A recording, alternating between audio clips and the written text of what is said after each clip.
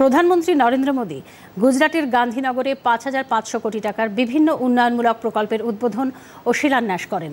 পরিকাঠামো, জলসম্পদ ব্যবস্থাপনা, স্বাস্থ্য পরিষেবা ও রাজস্ব ক্ষেত্রের সঙ্গে জড়িত বিভিন্ন প্রকল্পের উদ্বোধন ও শিলান্যাস হয়েছে আজ।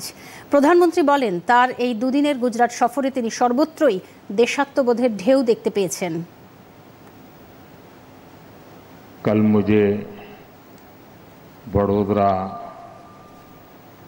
दाहोद, भूज, अहमदाबाद और आज सुबह सुबह गांधीनगर, मैं जहां जहां गया ऐसा लग रहा है देशभक्ति का ज्वार।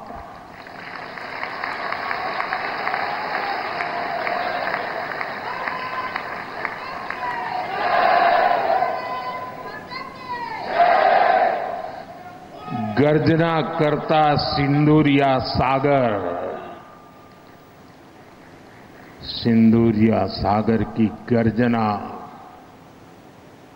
और लहराता तिरंगा जन मन के हृदय में मातृभूमि के प्रति अपार प्रेम, एक ऐसा नजारा था, एक ऐसा दृश्य था।